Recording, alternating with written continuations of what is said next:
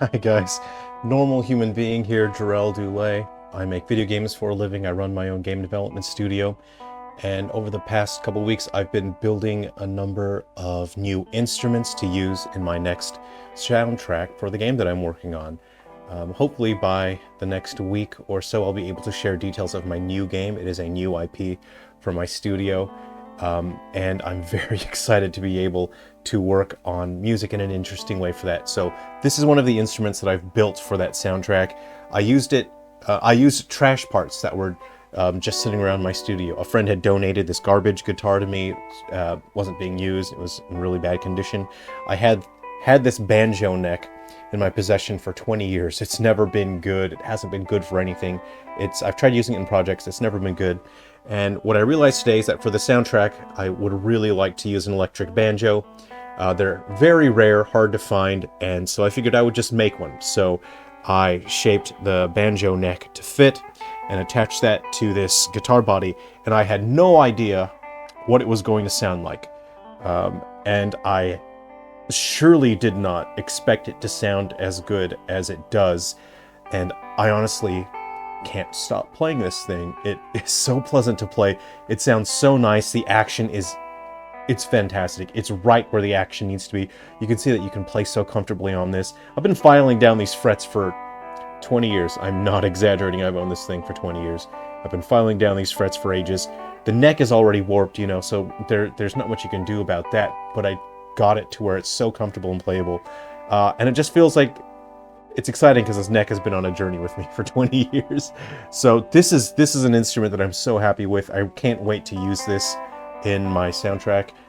And now that I've got this in my arsenal, I can't wait to use it in Silver Falls music. So if you would like to see the project and the build, I'll put the link to my personal YouTube channel. It's not really related to my studio in any way, but it's just where I can share some music and some stuff about the mountains. So if you want to see the build for this, and you can build one yourself, really, it wasn't that difficult. So yeah, I'll share that. I just wanted to thank everyone for all your patience, for waiting for my upcoming games. Making games does take such a long time. It's a huge amount of effort. And I wanted to share the reasons why I've sort of shifted, well, I didn't sort of, I've shifted my launch lineup for my games a fair bit this year. I launched Clasherball. I have legal paperwork and whatnot that I have to do to get those games launched on the Atari VCS and Steam. So that's been the holdup, and I'll hopefully be able to wrap that up tonight. But I was working on a number of games that were primarily designed where I could develop them quickly, and I could make something just big and fun and catchy and explosive and interesting. And I was starting to miss the art that goes into the Silver Falls games, because I haven't been working on those since I've started these smaller games. Unfortunately, Silver Falls games take such a long time to create, and if a Silver Falls game launches and I can't find a marketing hook, if I cannot get content creators to share and discuss my games, then the games just don't sell well. And that's just how it is. That's how launching any game is. And unfortunately, with Guardians and Metal Exterminators, I wasn't able to get a marketing hook in, and I couldn't really get content creators and websites to cover the game. So that put a huge amount of stress on my studio, because I had spent so much time working on Guardians and Metal Exterminators for the Switch. And so my strategy to adapt was to produce a number of smaller games that can sell at a lower price point. I can make them quickly, and they're just these big, fun, punchy games that are just really eye-catching. To me, Clasherball was one of those games where it's just, yeah, this is fun. You can see it immediately. You understand what it is.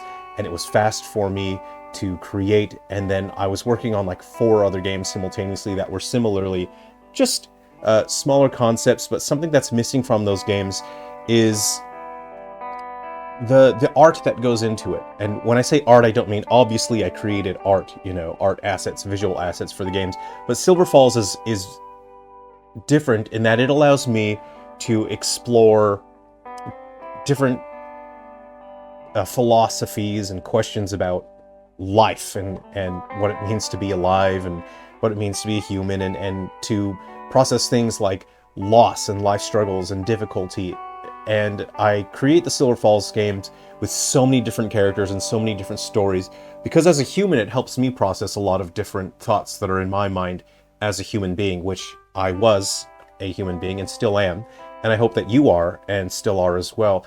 And I know largely that for some people who play games, the Silver Falls games, that watching those characters process different things of their lives can help them as well, as I know video games and any media can have stories that help people process things.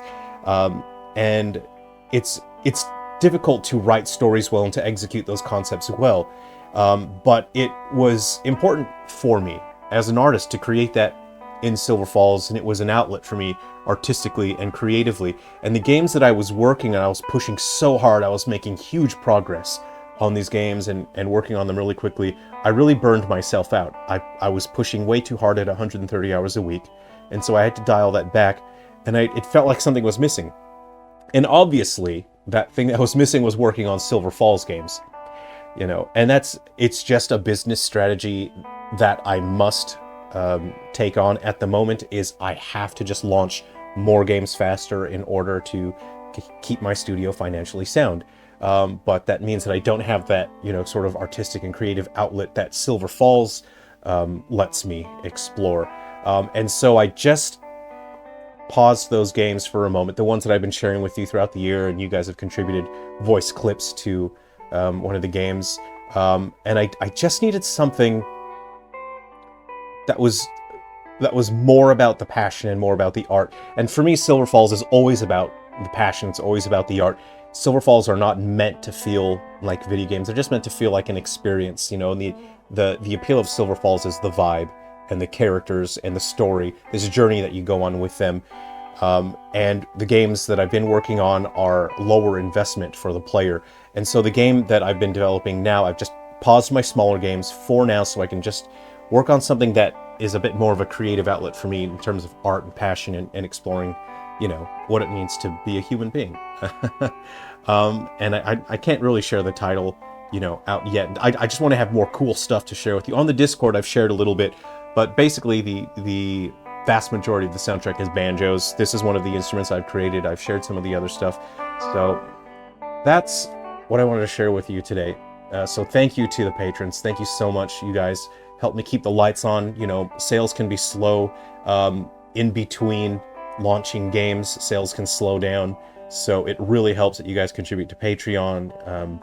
And I've been trying to make it worth your while. I've been trying to bring things up there. So in the next day or two, I did create a royalty-free soundtrack that I'll be selling in a couple of different online digital stores, but I'll be putting that for patrons. You guys will have that free this month, so I'm going to sort that out in the next day or so. So please keep an eye out on that, and I'll be doing more stuff. I'll be doing long-term, I'll be creating royalty-free soundtracks that people can buy online, and the patrons will always have access to those for free. When I create new soundtracks, I'd say probably 1 or 2 a month, I'll create new soundtracks. They'll always be available to the patrons. So thanks so much. Thank you guys so much for understanding. I know it's kind of frustrating because I will mention a game and then you guys will look forward to it. And then, you know, I won't launch it for a while. But look, games take a long time to make. And people can get burnout, not just from the work, but creatively. And I'm kind of at a point where I just really need something. I need something like the game that I'm working on right now, you know, and it's more about the passion. It's basically about the passion, the excitement of the art. And also I'm a human and I get really sick of staring at a computer screen all day long. Look, I'm not perfect. I'm flawed and I get sick of looking at a screen. I get sick of the keyboard. I get sick of the mouse. And I really just want to make things with my hands. I want to make real things. I want to use real tools. So that's partly why I've chosen this project that I'm working on, is because I've been building all of these instruments. I get to use tools. I get to use saws, drills, hammers. I get to glue things together and stick strings on stuff.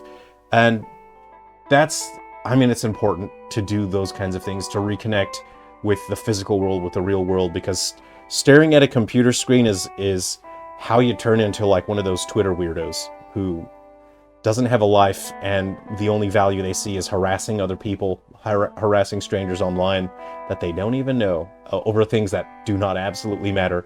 And that's how you end up like that. You know, you got to step away from your screens every once in a while.